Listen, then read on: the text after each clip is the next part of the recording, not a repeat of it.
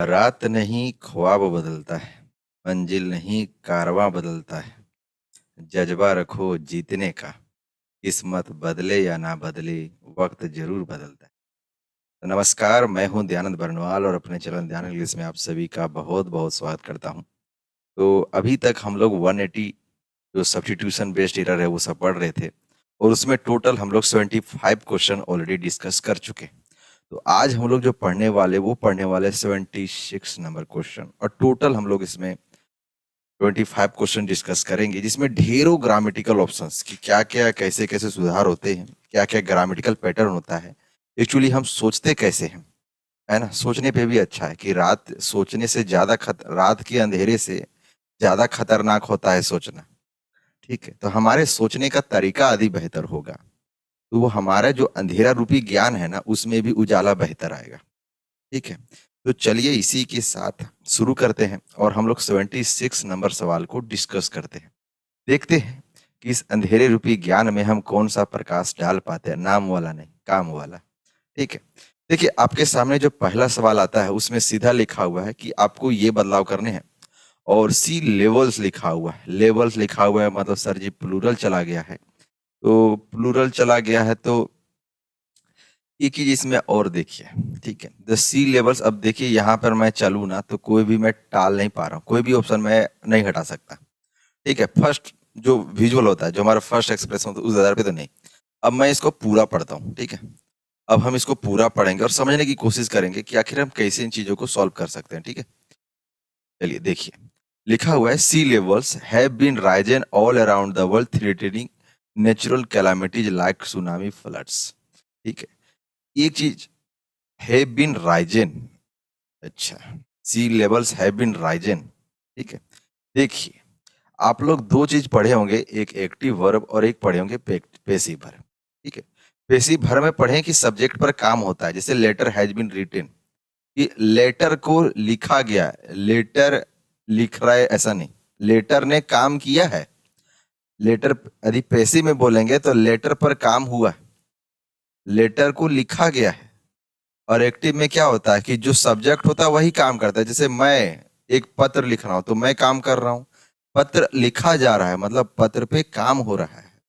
तो अगर आप यहाँ देखिए सी लेवल्स हैव बीन राइजिंग, ठीक है, ऑल अराउंड द वर्ल्ड, यदि इस सेंटेंस का यदि मैं अर्थ समझूं तो इसका मतलब ये हुआ है कि सी लेवल पे काम किया जा रहा है। सी लेवल जो हमारा समुद्र का लेवल है उस पर काम किया जा रहा है, क्योंकि सेंटेंस दिख रहा है कि पेसिव में है। ठीक है, सेंटेंस कैसा दिख रहा है कि पेसिव में है ना? पेसिव में है। अरे भैया, हम लोग पढ़े हैं कि कोथा गए छे, ठीक, बीन के बाद जो है या तो V3 होगा या V4 होगा, कॉमन थिंकिंग है ना। जैसे बीन के बाद या तो V3 होगा या V4 होगा। जनरली यहाँ पे V3 ऑलरेडी है तो हम लोग V4 लगाते हैं। ठीक, लेकिन यहाँ V3 इसका मतलब क्या हुआ, ये पेशी में प्रयोग हुआ है तभी तो। वाज वर्ग के बाद भी हम लोग पढ़े हैं कि V4 आता है, लेकिन इसके बाद यदि बोले नहीं V3 आता है तो इसका मतलब क्या होगा, ये पेशी में होगा, यानी सब्जेक्ट पे काम किया गया होगा। तो यदि यहाँ लिखा हुआ है sea levels have been rising all around the world, इसका मतलब क्या हुआ कि समुद्र का लेवल को उठाया गया है पूरी दुनिया में। ये गलत है। हम एक्चुअली कहना चाह रहे हैं कि समुद्र का लेवल खुद ही बढ़ गया है ना। समुद्र का लेवल खुद ही बढ़ गया, उसको किसी ने सी लेवल पे काम नहीं किया है, सी लेवल अपने आप बढ़ गया है। तो इसका मतलब ये हुआ कि सब्जेक्ट यहाँ खुद काम कर रहा है, यानी सी लेवल खुद काम कर रहा है। सी लेवल खुद अपने आप को बढ़ा रहा है, सी लेवल को कोई बढ़ा नहीं रहा है ना। ठीक है, सी लेवल को कोई बहका नहीं रहा है, वो खुद ही बहक जा रहा है। तो हैव बीन राइजिंग हो जाएगा, है ना। सी लेवल बढ़, अच्छा इसमें भी एक सवाल आता है कि सर विल राइजिंग और आर आर एज तो होगा नहीं, मैंने अभी बताया पेसिव नहीं पढ़ते हैं। ठीक है, अभी मैंने बताया पेसिव नहीं होगा। विल राइजिंग बढ़ेगा ऐसा कुछ भी नहीं है, उस तरफ दिमाग नहीं लगाना है और ये भी गलत है, ये सही है। ठीक है, चलिए नेक्स्ट सवाल 70 से, आशा करते हैं आपको समझ में आया होगा, इतने बुद्धिमान आप हैं। When the teacher asked him about the homework, he started speaking vaguely to avoid talking about। देखिए vaguely मतलब क्या होता है ना, उल्टा सीधा बोलना, तो स्पष्ट नहीं होता है। एम्बिगुअस जिसको बोलते हैं, एम्बिगस, ठीक है, एम्बिगस। अच्छा अच्छा, कुछ सिनोनिम इसके मैंने बताए हैं आपको। जैसे लूसिड मतलब क्लियर होता है, समझ में आता है। ओबियस क्लियर होता है, समझ में आता है, ठीक है। ओपेक्यू नहीं समझ में आता है, अंधेरा है, धुंधला है। ठीक है, एक ओब्लिक्यू भी वर्ड होता है, स्पष्ट नहीं है। छोटे छोटे वर्ड है, क्या करें। आप लोग का प्यार ही इतना अच्छा है कि बताना पड़ता है, लेकिन डायरेक्शन गड़बड़ा जाता है। चलिए इसमें देखते हैं। इसमें आपको जो अच्छा सवाल दिया हुआ, इसमें दिया हुआ है ईडीएम बेस्ड सवाल, ठीक है। कि उसने the teacher ask him about the homework, कि टीचर ने उसको पूछा कि बेटा होमवर्क का क्या किया, तो वो क्या किया, उल्टा सीधा, सर होमवर्क ना ऐसे ऐसे ऐसे ऐसे हो गया। होमवर्क बना कि नहीं बना पता नहीं, लेकिन कुछ भी बोल दिया, है ना। मतलब जो मेन उसको आंसर देना था कि सर होमवर्क बना, सर ने पूछा होमवर्क बना, तो बच्चा को बोलना चाहिए था होमवर्क सर बन गया, या फिर बोलना सर सर नहीं बन गया। लेकिन ये दोनों में से कुछ नहीं बोला, सर सर ऐसा था ना कि गए। मतलब वो नौटंकी करने लगा, वो मेन बात पर आया ही नहीं। ऐसा इडियम हमको ढूंढना है जो ये दिखाए कि वो बेगोली, कि वो मेन चीज से हटके काम करने लगा। और वो ऐसा था, बीटिंग अराउंड द बुश। एक इडियम है, देखिए बुश मतलब झाड़ी होता है। मैं आपको इस इडियम का एक ओरिजिन बताता हूँ। ओरिजिन क्या है, मान लीजिए कि आप एक शिकारी हैं, ठीक है, आप एक शिकारी हैं और निकल गए अपनी तलवार लेकर, ठीक है। निकल गए क्या लेकर, अपनी तलवार लेकर। ऑब्वियसली मैं एक ज्यादा अच्छा कलाकार नहीं हूँ, लेकिन अच्छा भी हूँ। तलवार लेकर जंगल में एकदम शिकार ही करना है, ठीक है। जंगल में निकल गए कि हमें शिकार करना है, ठीक है। अब आप जंगल में चले गए, आप अकेले हो। आप तो पहले डरोगे कि कहीं टाइगर ना मिल जाए, कहीं लायन ना मिल जाए, और इस टाइगर लायन और जो भी सांप ना मिल जाए। ये सब क्या होगा, झाड़ी के अंदर ही तो छिपा होगा, झाड़ी के पीछे में रह के आपका वेट कर रहा होगा कि आप आएंगे और हम ही धप से हमला करेंगे। जो टाइगर लायन सांप कुछ भी होगा, वो झाड़ी के पीछे छुपल होगा, और आप तलवार लेके सामने से क्या झाड़िया में जाके लड़ जाइएगा। आप जाके झाड़ी में यदि मारिएगा तो हो सकता है सांप निकल के आपको डस ले। झाड़ी में जाके मारिएगा, हो सकता है लायन और टाइगर मिल के आपको मार दे। आप क्या कीजिएगा ना, कि तलवार से इधर उधर पटकिएगा, इधर पेड़ गाछ होगा उस पर हमला कीजिएगा, आवाज क्रिएट कीजिएगा, disturbance around, but not on the झाड़ी बुश। आप आसपास डिस्टरबेंस की थी, यहाँ पर जो सांप लायन टाइगर वो डर जाएगा, और वो डर के क्या करेगा, भागे लगेगा। यदि हमला भी करेगा ना, तो आपके पास बहुत जगह होगा मारने के लिए, ठीक है। तो आप मेन पॉइंट पे, यानी जो झाड़ी है उस पे हमला ना करके आप उसके आसपास इलाके में झाड़ हमला कर रहे हैं, है ना। आपको मन है शिकार करने का, तो शिकार करने के लिए आपको टाइगर लायन जो यहाँ झाड़ी के पीछू चुका है, आपको यहाँ हमला करना चाहिए, लेकिन आप हमला कहाँ कर रहे हैं, झाड़ी के आसपास। यानी मेन पॉइंट पर जाके तो आप हमला कर ही नहीं रहे। ये पहले जमाने में जो शिकारी लोग होते थे ना, वो यही करते थे, पीटिंग अराउंड द बस, यानी जो झाड़ी था उसके आस पास पीटते थे, ताकि सांप बिच्छू टाइगर निकले और हम धाप से मारे उसको दूर से तीर लगा के, ठीक है। यानी जो मेन पॉइंट होता था उस पे हमला नहीं करना, बस उसके आसपास। तो यहीं से इसका अर्थ निकला हुआ है कि बीटिंग अराउंड द बस, कि जहां मेन काम करना चाहिए वहां नहीं कर रहा है, जहां नहीं उसके आसपास कर रहा है, इर्द गिर्द काम कर रहा है, ठीक है। तो चलिए आपको इतना छोटा छोटा बारीकी चीज बताते हैं तो आपको समझ में आ रहा होगा। चलिए नेक्स्ट सवाल देखते हैं क्या बोल रहा है। Raju helps his friend of solve. देखिए कई बार आपको पता होगा कि जब भी हम लोग प्रीपोजिशन प्रयोग करते हैं ना, तो उसके बाद हम लोग नाउन का प्रयोग करते हैं। लेकिन कई बार एग्जाम में हम लोग को वर्ब भी देखने मिल जाता है, और जब वर्ब देखने मिलता है ना, तब हम लोग उसका फोर्थ फॉर्म वाला यूज करते हैं, ठीक है। अच्छा, अब सवाल उठेगा कि सर प्रीपोजिशन के बाद नाउन इस्तेमाल करते हैं, समझ में आया। प्रीपोजिशन के बाद वर्ब का इस्तेमाल करते हैं और फोर्थ फॉर्म का इस्तेमाल करते हैं। ऐसा क्यों? क्योंकि जब वर्ब का हम फोर्थ फॉर्म का इस्तेमाल करते हैं ना, तो ये जेरंड होता है, और जेरंड आप लोग जानते हैं कि खुद में क्या है, नाउन है, ठीक है। बहुत बेसिक चीज मैंने आपको बताया, ये इतना ही चाहिए टैलेंट एग्जाम में, इससे ज्यादा टैलेंट नहीं चाहिए, क्योंकि एसएससी बहुत आसान सवाल पूछती है, बेसिक सवाल पूछती है। अब मान लीजिए सर यहाँ पर यदि ऑफ है, तो ऑफ के बाद तो हमको सॉल्विंग चाहिए, ठीक है। तब ना ये जेरंड बन के नाउन बनता, लेकिन यहाँ तो कोई भी ऑप्शन नहीं है। इसका मतलब ये हुआ सर कि हम सॉल्विंग प्रयोग नहीं कर सकते, इसका मतलब ये हुआ कि ऑफ का भी प्रयोग नहीं होगा, सिंपल, है ना। अगर हम सॉल्विंग प्रयोग नहीं कर सकते तो ऑफ का भी प्रयोग नहीं होगा। चलिए, अब जेरंड तो सर प्रयोग होगा नहीं, लेकिन एक चीज मेरे को आइडिया लग गया यहाँ पर, देखिए इसको देखिए कि सर जी ऑफ सॉल्व ना होके टू सॉल्व हो जाएगा, ठीक है।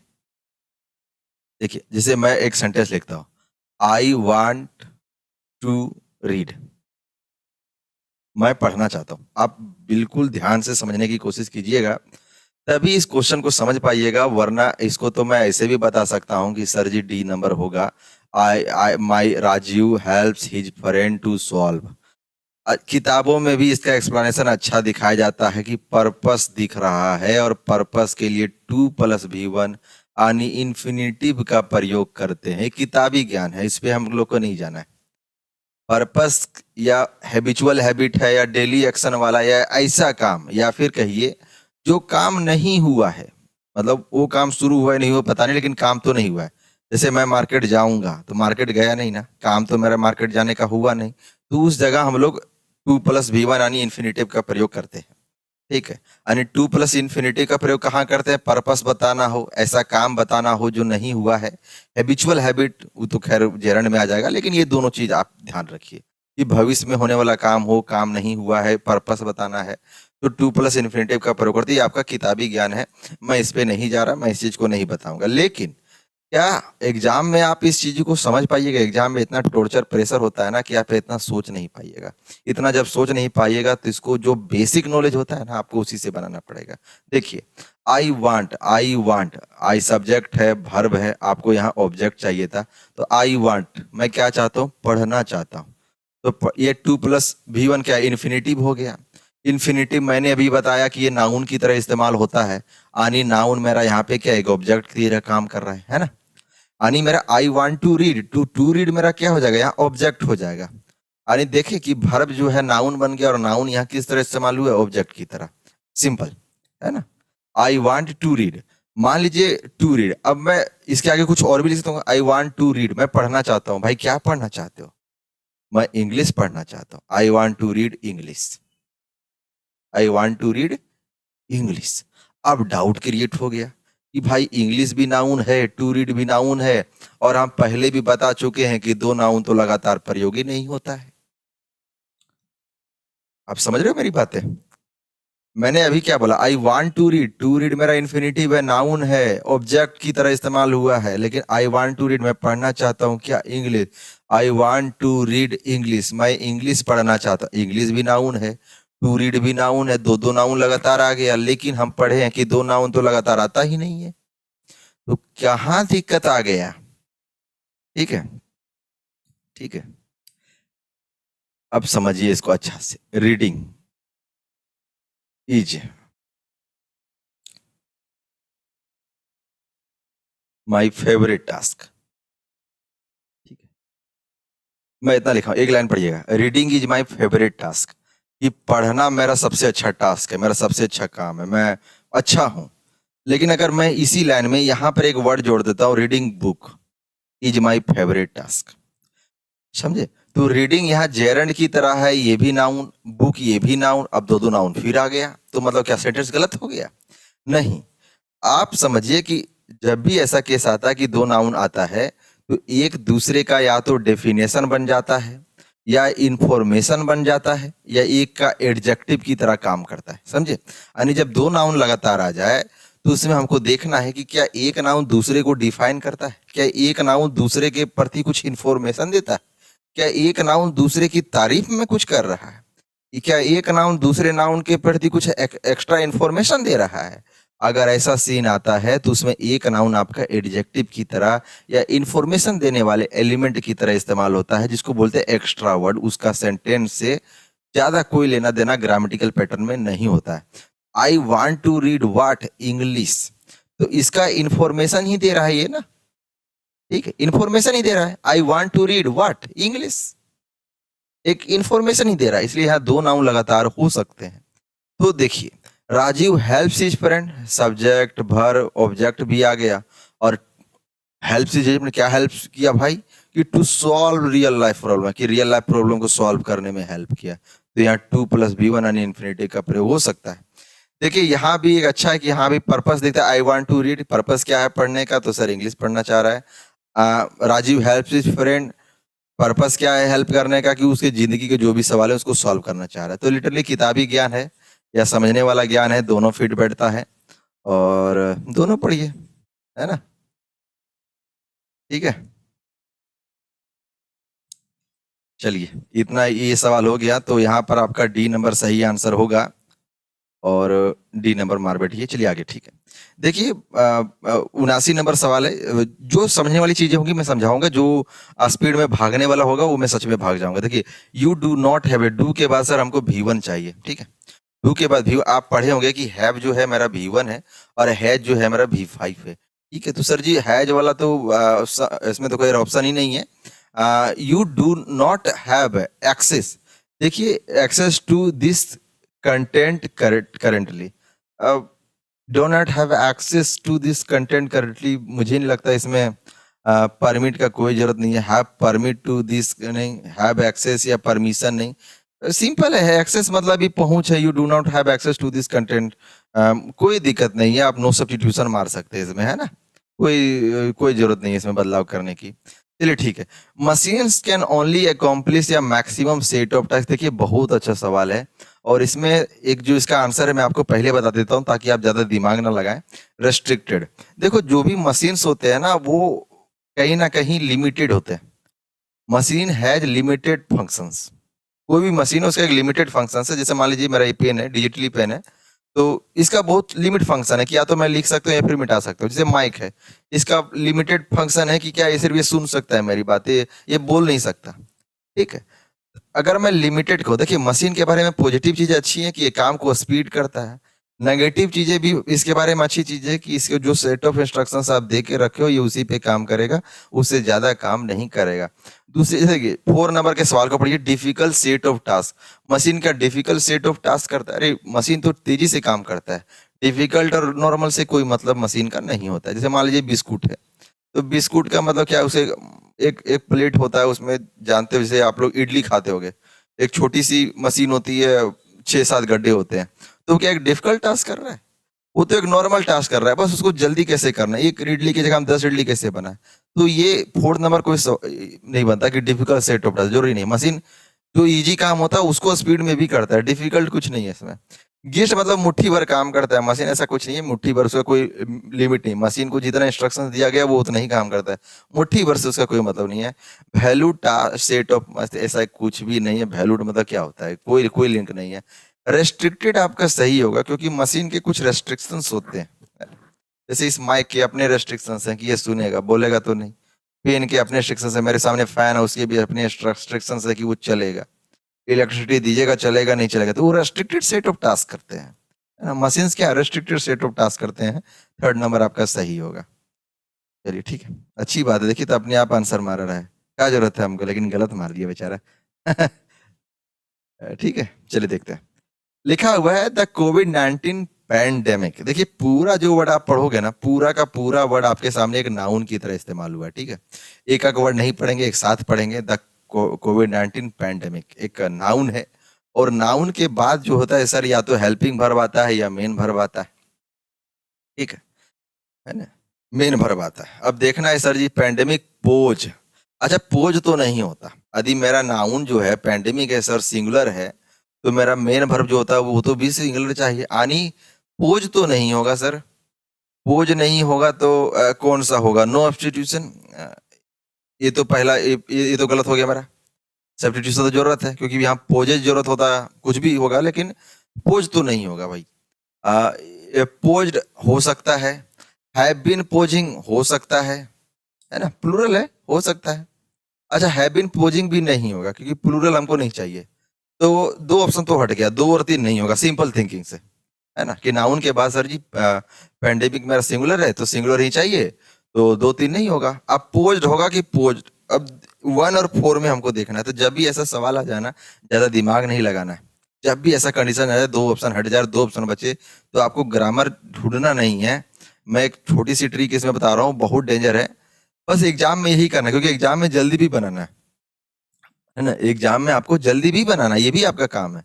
तो जब 2 ऑप्शन हट जाए ना, तो जो 2 ऑप्शन बचे बस उसी को मिलाइए और कुछ मत सोचिए। जैसे पोज्ड है, इमरेबल challenges to our education system and engineering education was no exception, और यहाँ लिखा हुआ है is not a exception, ठीक है। अब समझने की कोशिश, कोविड-19 पेंडेमिक कब आया, पास्ट की घटना थी। तो क्या अभी उसका कोई मतलब है? कोई मतलब नहीं है। तो posed innumerable challenges to our education system and generating education was no exception. यही सही होगा कि कोविड-19 जो पेंडेमिक आया, बहुत बड़े चैलेंज हमारे एजुकेशन सिस्टम में भी रखा और इंजीनियरिंग एजुकेशन भी इससे बच नहीं पाया। नो एक्सेप्शन मतलब क्या हुआ कि कोई अपवाद नहीं है, कोई अपवाद नहीं है। मतलब एजुकेशन सिस्टम भी पर भी कोविड-19 प्रभाव डाला, इंजीनियरिंग सेक्टर पे भी ये प्रभाव डाला, किसी में कोई अपवाद नहीं छोड़ा।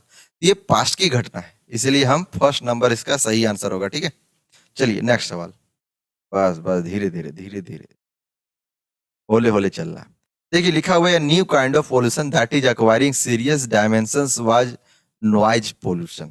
ठीक है, या new kind of pollution that is acquiring serious dimension was noise pollution. देखिए अगर आप इस लाइन को एक बार में पढ़े होंगे ना तो आप समझ गए होंगे एक नेचुरल सेंटेंस है।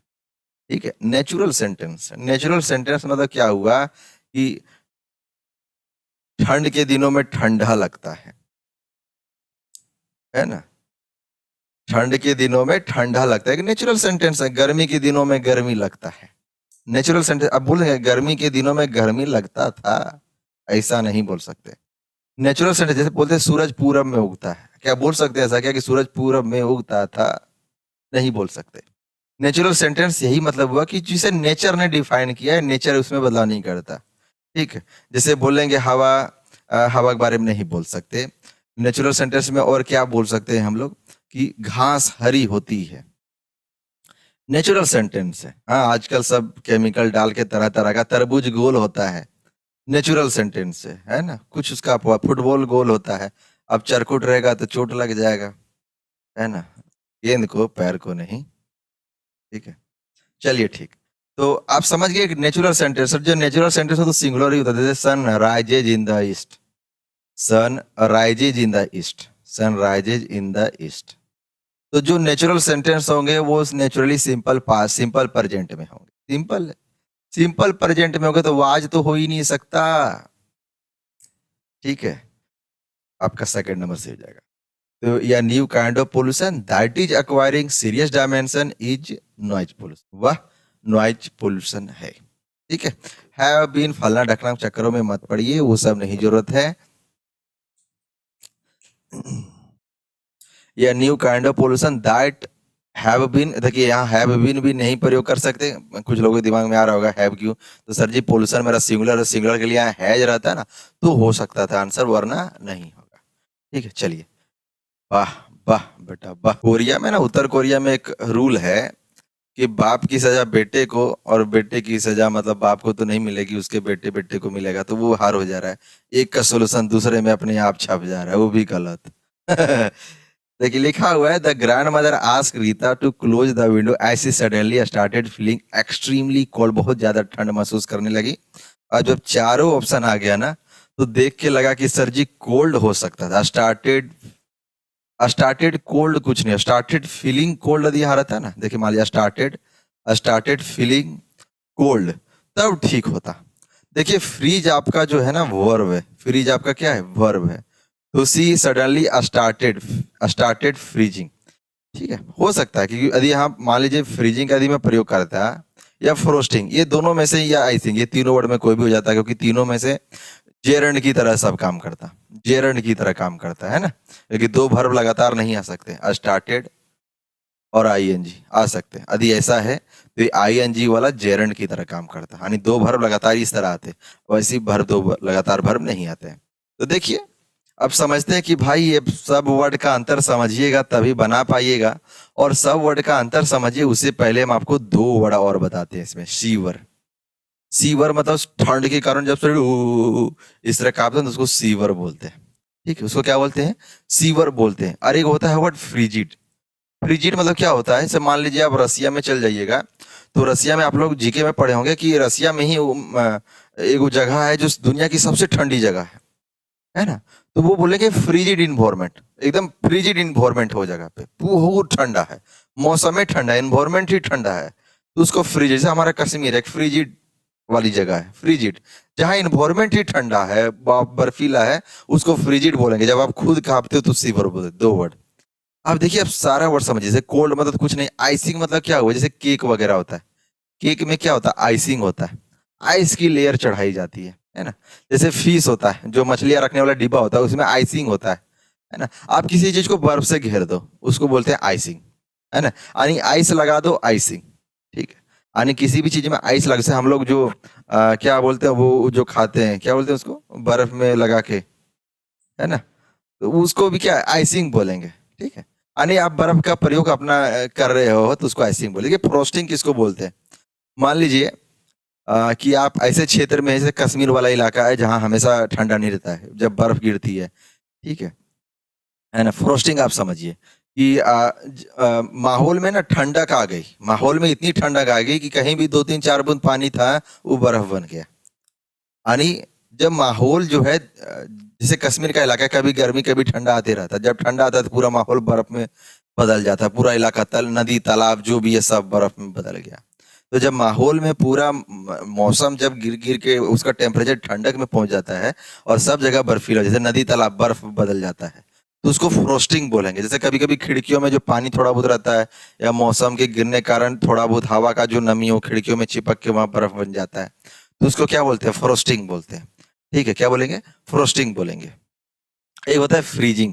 फ्रीजिंग मतलब होता है कि आप किसी को सच में बर्फ बना रहे हो, मतलब जैसे पानी है, पानी है, इसको फ्रीज कर दीजिए, फ्रीज होता है ना, फ्रीज खरीदते हैं, तो पानी को फ्रीज करके आप बर्फ बना दीजिए, इसी को फ्रीजिंग बोलते हैं। इस पूरी प्रक्रिया को एक्चुअली फ्रीजिंग बोलेंगे। यानी पानी पानी को बर्फ में बना रहे हैं, यानी पानी को बर्फ में फ्रीज कर रहे हैं, इस पूरी प्रक्रिया को फ्रीजिंग बोलेंगे। फ्रोस्टिंग किसको बोलेंगे, कि जब मौसम का तापमान गिर जाए और सब चीजों को बर्फ में बदल जाए, उसको फ्रोस्टिंग बोलेंगे। आइसिंग मतलब आइस का लेयर चढ़ाना, आइस का चेयर से, जैसे मछली को आइस का, केक में होता है आइसिंग होता है ना। जो हम लोग बोला खाते हैं आइसक्रीम, आइसिंग होता है। कोल्ड जानते हो, फ्रिजिड मैंने बताया जब मौसम ही ठंडक वाला हो, जैसे रसिया का कोनो जगह होता है, जगह है जहाँ सिर्फ ठंडा रहता है, हाय राम कैसे, वहां गर्मो पानी, यदि पानी उछलता है तो बर्फ बन जाता है। ज्यादा दिमाग नहीं लगाइएगा। चलिए आगे देखिए, 80, तो इसमें आपका फ्रीजिंग सही आंसर हो जाएगा, ठीक है ना। कि उसकी जो मदर है सडनली स्टार्टेड फ्रीजिंग, उसकी जो मदर थी फ्रीज करना शुरू कर दी, ठीक है। The blue shirt you have wearing really looks expensive. The blue shirt you have wearing ये क्या आंसर है भाई, गलत बात है। really looks expensive है ना। द ब्लू शर्ट है तो होगा नहीं सर, क्या कि यू है तो इसके साथ प्लूरल वाला चाहिए। यू विल वीयरिंग ये भी गलत है। Had wear really looks expensive, मेरे ख्याल से आर वियरिंग ही सही होगा। The blue shirt you are wearing really looks good expensive, मतलब जो ब्लू शर्ट तुम पहन रही हो वो सच में बहुत एक्सपेंसिव है। चलिए आपका यहाँ सेकंड नंबर मारिएगा, ये आंसर होगा। हेड वियर नहीं गा, वियर बोर, वियर का और होता है, और इसका शायद V3 भी और ही होता है, तो यू हैड और इस तरह होता तो शायद इसका आंसर सही होता। सेकंड ही आपका सही आंसर है, ठीक है। मेरे लैपटॉप का बैटरी का धाए धाए हो रहा है। Fan of, it's look like magic you know.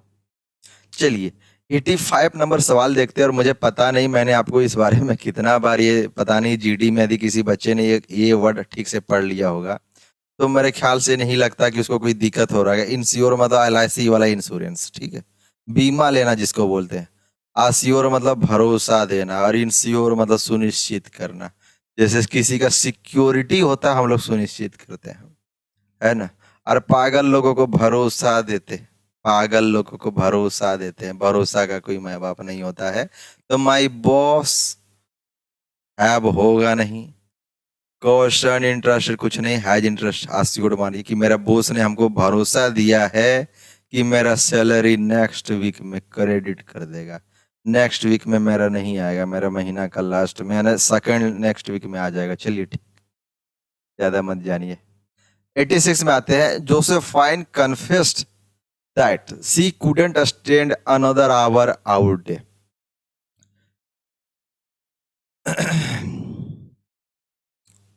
Out of the hour, ठीक है, एक आपका इसमें एक लाइन है। आउट ऑफ द आवर इसका मतलब आप क्या समझते हैं? ठीक, आउट ऑफ द आवर कोई बोल दे out of the hour, out of the sight भी ऐसा बड़ी वर्ड आता है, out of the sight. Sight मतलब क्या होता है? दृश्य। आउट ऑफ द साइट वो दृश्य से ही, मतलब जहां हम देखते हैं, जहां देखने वाली जगह वो वहीं पर है ही नहीं। आउट मतलब क्या? बाहर। जो समय था, जो अलॉटेड आवर दिया गया था, जो समय था उसमें वो था ही नहीं।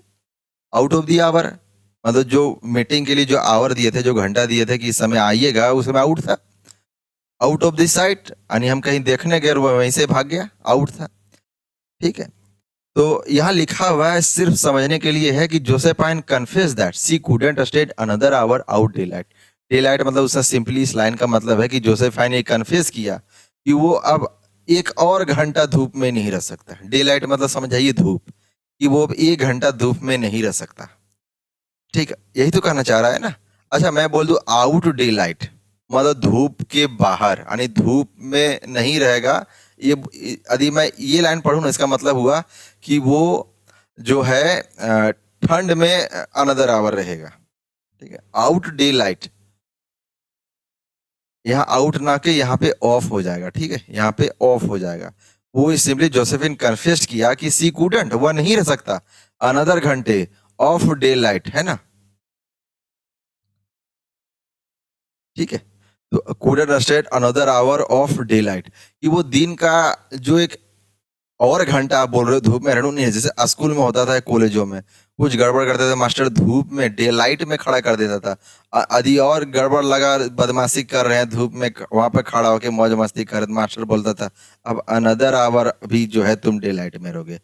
Another hour of day light मतलब जितना रहे हो मतलब नहीं है, ये घंटा और धूप में रहो, है ना। Another hour of day light. ठीक है, तो वो जोसेफिन बोला, वो कन्फेस किया कि हम तो एक एक्स्ट्रा घंटा का नहीं रह, धूप में नहीं रह सकता। Another hour of day light यानी धूप का एक और घंटा मैं एक्स्ट्रा नहीं ले सकता, मैं खड़ा नहीं रह सकता। तो सेकंड नंबर सही होगा, बाकी सब गलत है। ठीक है,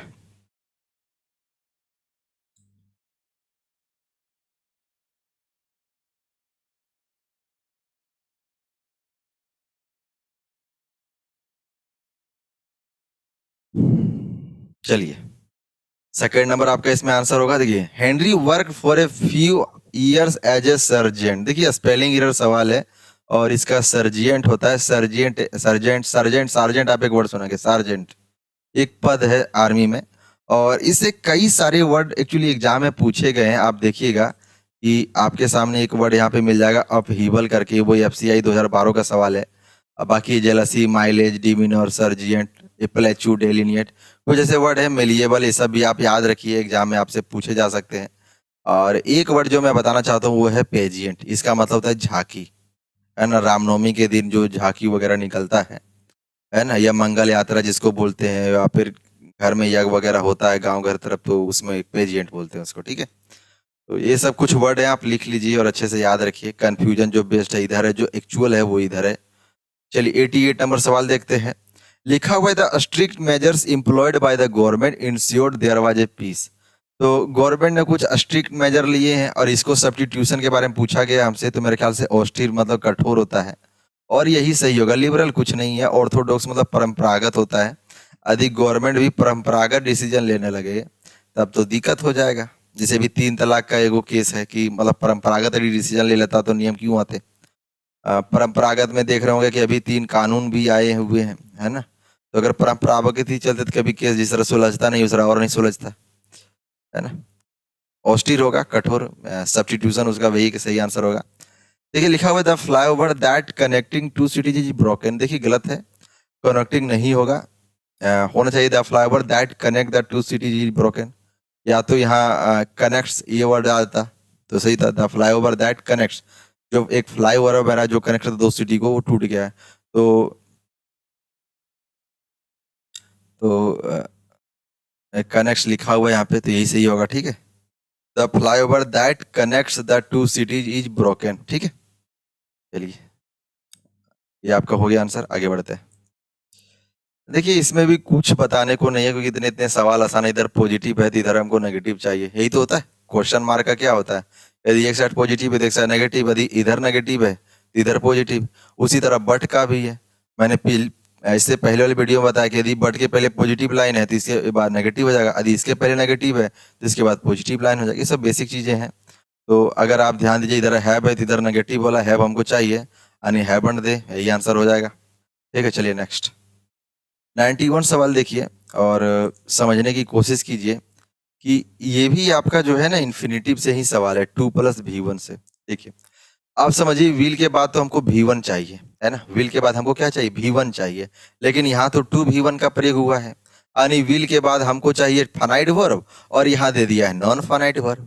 ये तो गलत है भैया, है ना, ये तो गलत है, यानी नो सब्स्टिट्यूशन का तो ऑप्शन ही नहीं बनता भाई। तो अब बनते हैं वुड में से कोई आंसर हो सकता था। अब वुड के बाद तो भीतरी का भी प्रयोग नहीं होता, यानी ये भी गया। अब बचे दो ऑप्शन, अब मैं क्या करूंगा, दो दो ऑप्शन में एक का वर्ड मिलाता चलूंगा। Would obviously, be to promote awareness about criminal activities for criminal activities, है ना। तो अबाउट क्रिमिनल एक्टिविटीज सही है। फॉर क्या होता है, फॉर कुछ नहीं होता है यहाँ पर, क्रिमिनल एक्टिविटीज के लिए नहीं, क्रिमिनल एक्टिविटीज के बारे में। ठीक, the first step towards the prevention of the cyber crime, कि साइबर क्राइम को प्रिवेंट करने के लिए, रोकने के लिए जो फर्स्ट स्टेप ले सकते हैं, will obviously be, we would obviously be to promote awareness about criminal activities, कि क्रिमिनल एक्टिविटीज के बारे में हम अवेयरनेस, जागरूकता पैदा करें, है ना। वी बी, देखिए बी के बाद v1 का प्रयोग या 2+v1 का प्रयोग आप कर सकते हैं, है ना। आई वांट, जिसे हम लोग पढ़ते हैं आई वांट टू बी, ठीक है, छोड़िए वो सब सवाल। ये ऑब्वियसली बी टू प्रमोट, ठीक है, would obviously be to promote, ठीक है, to promote awareness about criminal activity. Second number आपका सही आंसर हो जाएगा। ठीक है, चलिए नेक्स्ट सवाल। थोड़ा ये जो ये इशू हो जाता है ना, नेक्स्ट वीडियो में हम कोशिश करेंगे। चलिए नेक्स्ट सवाल देखते हैं। Many instances of corruption have been reported by authorities posted. देखिए कुछ भी इसमें सवाल नहीं है, ये वर्ड ही गलत डाला हुआ है, आपका यही आंसर हो जाएगा। अथॉरिटीज पोस्टेड देयर होता, वो थोड़ा स्पेलिंग मिस्टेक है। देखिए the waiter were quick to replenish their stock of food, ठीक है, वेटर क्या था, तेज था, रिप्लेनिश मतलब होता है भरना, और यहाँ पर हमको बस वो चाहिए फ्रेजल वर्ब जो भरने का से, जैसे लुक फॉर मतलब होता है ढूंढना, जैसे डिक्शनरी में आप कोई वर्ड ढूंढते हो, है ना, डिक्शनरी में ढूंढते हो तो वो लुक हो जाता है। देखिए आस्क फॉर मतलब होता है मांगना, जैसे समथिंग आप किसी से कुछ पैसा मांग रहे हो, आस्क फॉर। हेल्प भी आस्क फॉर, ठीक है, पैसा है, हेल्प है। टेक बैक मतलब वापस लेना, और टेकन अबैक भी एक वर्ड होता है, आश्चर्यचकित होना। टेकन अबैक मतलब आश्चर्यचकित होना, आश्चर्यचकित, मैं पूरा नहीं लिख रहा हूँ, आश्चर्यचकित होना। और टेक बैक मतलब फील अप मतलब पूरा भरना। ठीक है, चलिए नेक्स्ट आगे बढ़ते हैं। यहाँ फिल अप आपका सही आंसर होगा। देखिए मैन नेवर, देखिए एक चीज आप लोग पढ़े होंगे, नेवर आपका यहाँ पे क्या है, एडवर्ब है। नेवर आपका क्या है, एडवर्ब है। और एडवर्ब किसकी विशेषता बताता है, भर्व का। और यहाँ भर्व आपका क्या है, मैनेज है। तो आनी हमको नेवर मैनेज से पहले चाहिए था, तो मैन, मैन प्लूरल है तो हमको प्लूरल भी चाहिए, है ना। तो हैज वाला तो सर होगा नहीं, गलत है ये। और नो सब्स्टिट्यूशन भी नहीं होगा, क्योंकि यहाँ थोड़ा मैचिंग का दिक्कत है। मैन हैव नेवर मैनेज, आपका यही सही होगा कि man have never manage to abolish wars. बाकी आगे पढ़ने की जरूरत नहीं है, बस थोड़ा बहुत एक, है ना। ठीक है, चलिए नेक्स्ट सवाल 95 देखते हैं। द रोड, देखिए दो सवाल आपके सामने बनते हैं कि विच और दैट में क्या अंतर है। दैट जहां डेफिनेट चीज दिखाता है, डेफिनेट, है ना। विच वहां डेफिनेट चीज एकदम उल्टा हो जाएगा, नहीं दिखाता है। विच सिलेक्शन की बात करता है, दैट सिलेक्शन की बात नहीं करता है, ठीक है, सिलेक्शन की बात नहीं करता है। तो थोड़ी बहुत बेसिक चीजें हैं, जहां आप चीजों को लोगों डेफिनेट होते हैं, ऐसे सेंटेंस में कुछ डेफिनेट दिखाता है, वहां दैट का प्रयोग करते हैं, ठीक है। लेकिन इसमें और भी दिक्कत है, अगर मैं विच और दैट का नॉलेज ना भी जानूं, अगर मुझे विच और दैट का नॉलेज नहीं पता कि सर विच और दैट क्या होता है, तो भी ये सवाल उतना दिक्कत नहीं करता। भूल जाओ, द रोड विच कनेक्ट, ठीक है, आपके सामने क्या है, सिंगुलर है, यानी आपको यहाँ एस या ई एस करके मिल जाता तो वो आंसर हो जाता। तो द रोड विच कनेक्ट्स, ओफ नहीं होता सर, है ना। कनेक्ट्स के बाद हमको सीधा ऑब्जेक्ट चाहिए था, ये गलत हो जाता। विल कनेक्ट सर होगा नहीं, यानी अब यही दोनों में से एक आंसर बनता है। देखिए दैट कनेक्टेड फोर नहीं होगा, ठीक है। मैंने अभी सर बताया कि यदि भर्ब आता है subject plus verb plus object ही सीधा आता है, तो हमको वही फॉर्मेट में चलना है और प्रीपोजिशन नहीं चाहिए। अगर आप फोर वगैरह कुछ ले लोगे ना, four two villages of two villages is now deserted, ऐसा कुछ नहीं होता है। अब जब दैट और विच का प्रयोग करते हैं ना, तो तुरंत उसका भर्ब भी तुरंत प्रयोग होता है। सब्जेक्ट जो होता है उसका भर्ब हम लोग यहीं पे प्रयोग करते हैं, ठीक है, और सेम शुरू होता है। तो the road that connected the two village is now deserted, कि जो रोड दो विलेज को कनेक्ट करता था आज वो डेजर्ट है, अकेला है ना, ठीक है, डेजर्टेड छोड़ दिया गया है। तो थर्ड नंबर आपका सही आंसर हो जाएगा, ठीक है। आशा करते हैं आपको ये चीजें समझ में आई होगी, ठीक है। The road that connected preposition नहीं प्रयोग होगा, आपका यही सही आंसर है। The road that connected the two villages, that definite करने के लिए प्रयोग होता है, और डेफिनेट तभी होगा जब दा आएगा। दा ही तो डेफिनेट करता है, तो यदि दा आया तो डेफिनेट करने के लिए दैट का भी प्रयोग सही से हुआ, ठीक है। चलिए नेक्स्ट सवाल लिखा हुआ है, ही वेरी प्लीज्ड, ये भाई, that you have passed with distinction. देखिए सेंटेंस में दो चीज होता है, ठीक है। अगर सेंटेंस इधर कहीं भी यदि सेंटेंस प्रेजेंट का है तो दोनों प्रेजेंट में रहेगा, अगर सेंटेंस पास्ट में है तो दोनों पास्ट में रहेगा। हालांकि ये भी चीज समझ के करना चाहिए, ठीक है, कि अब देखिए इसमें ढूंढना पड़ेगा कि कौन आंसर फिट बैठेगा। ऐसा कोई क्रांतिकारी रूल नहीं है इसमें, है ना। देखिए नेक्स्ट सवाल मतलब यही सवाल है, he has very please that you have pass, ये गलत बात है। ही हैज क्या हो चुका, मतलब वो प्लीज होगा तुम पास कर चुके हो, ऐसा कुछ नहीं। ही इज वेरी, देखिए इज के बाद भी3 आना चाहिए, ये नहीं होगा। ही विल वेरी प्लीज गलत बात है, ही इज वेरी प्लीज्ड हो जाएगा। ही इज वेरी प्लीज्ड, वह बहुत खुश है कि तुम पास कर गए एक्सटेंशन से, है ना, कर गए हो। वो बहुत खुश हुआ है कि तुम एक्सटेंशन से पास कर गए हो, ठीक है। ही हैज वाला नहीं होता, वह बहुत खुश हो चुका है कि तुम पास हो चुके हो, मतलब दोनों घटना को पास्ट मिलेगा, ऐसा नहीं। वो बहुत खुश है, अभी खुश है कि तुम पास कर चुके, मतलब तुम अभी अभी पास की हो ना, वो सुन के हम भी बहुत खुश हैं।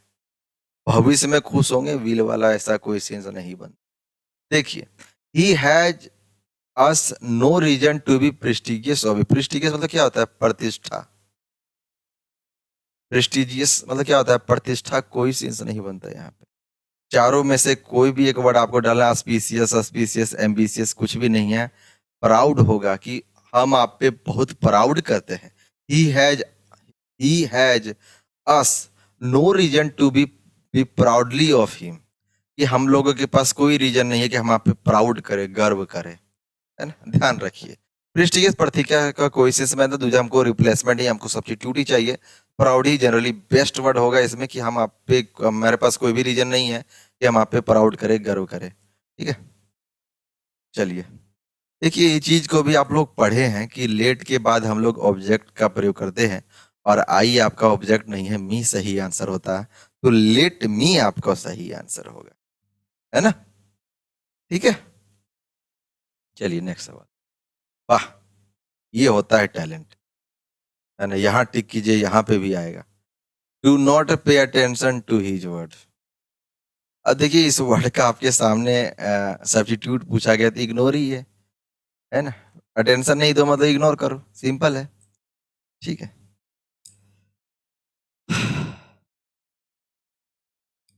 लिखा हुआ है, the patients are shifted to another hospital that same evening as this hospital cough fire, ठीक है। अब देखिए यहाँ दिया है प्रेजेंट में, ये है प्रेजेंट में, और ये है पास्ट में। अब भैया पेशेंट को शिफ्ट भी किया गया, जंगल में आग भी लग गया, अब जंगल में नहीं हॉस्पिटल में लगा है। तो या तो ऐसा होगा जो हम कहना चाह रहे हैं कि जंगल में अभी भी आग लग गया इसलिए पेशेंट को शिफ्ट किया जा रहा है, या ऐसा कहना चाह रहे होंगे कि हॉस्पिटल में आग लग गया था इसलिए पेशेंट को दूसरे हॉस्पिटल में शिफ्ट किया जा रहा था। यानी हॉस्पिटल में आग लग गया था इसलिए पेशेंट को शिफ्ट किया जा रहा था, ये पास्ट में हो जाएगा। हॉस्पिटल में आग लग गया है इसलिए पेशेंट को दूसरे हॉस्पिटल में शिफ्ट किया जा रहा है। प्रेजेंट में भी या पास्ट में भी, मतलब ऐसा इसमें शिफ्ट आंसर बनेगा कि या तो दोनों को प्रेजेंट में रखिए या दोनों को पास्ट में रखिए। अब हम ढूंढते हैं। अब देखिए नो सब्स्टिट्यूशन तो होगा नहीं, यहाँ पर हमको वर दे दिया मतलब पास्ट की घटना दे दी गई। यानी समझ में आ रहा है कि सर हॉस्पिटल में आग लग गया था, पेशेंट को शिफ्ट किया जा रहा था। अब इसमें ये दिमाग मत लगाइएगा कि काम कौन पहले हुआ, पेशेंट का शिफ्ट करना कि हॉस्पिटल में आग लगना, ऐसा भी नहीं सोचना है, ठीक है। तो वर, अब देखिए अब जब ऐसा आ जाए ना तो एक एक वर्ड वर शिफ्टेड, अरे एट कहाँ हो जाएगा, टू हो जाएगा ना, तो ये भी गलत कर दीजिए। Were shifted to another hospital that same as this hospital catch fire, नहीं भैया कब फायर, हॉस्पिटल में आग लग गया इसलिए पेशेंट को दूसरे हॉस्पिटल में शिफ्ट किया जा रहा था। या तो दोनों को पास्ट में रखिए या दोनों को प्रेजेंट में रखिए। आशा करते हैं हम आपको समझा पाए होंगे। तो आज हम लोग 25 क्वेश्चन डिस्कस कर चुके हैं और आशा करते हैं आपको थोड़ा बहुत इंजॉयमेंट हम दे पाए होंगे, आपको बोरिंग नहीं लगा होगा। और इसमें कई चीज़ों का यदि मैं एक ब्रीफ एनालिसिस करूँ तो मैं पाऊंगा कि इसमें इन्फिनेटिव जेरन का एक अच्छा खासा सवाल आप लोग को देखने मिला है और चीज़ों को समझने का भी मौका मिला, एक इडियम्स भी आपको मिला, एक फ्रेजल वर्ब भी आपको मिला, और लेट के बाद क्या है सब्जेक्ट वर्ब कैसे सोचते हैं, है ना, finite verb non finite verb ये भी आपको सीखने को मिला। और एक ये अच्छा वर्ड है स्पेलिंग एरर बेस्ड सवाल है, आप पढ़ें, एक जोक भी शायद लिखा हुआ थी, ये मैं आपको दिखा सकूं, है ना, शायद नहीं दिखेगा क्या, दिख जाएगा, पढ़िए। बाइक और कार, अच्छा इधर आपको दिखेगा ना, अरे दादा कहीं जगह दिख जाए तो पढ़ लीजिएगा, ठीक है। ये कुत्ते भी ना बाइक और कार के पीछे ऐसी तेजी से भागते हैं कि जैसे अकेले चौराहे पे झापड़ मारकर गाड़ी छीन लेंगे। चलिए ठीक है।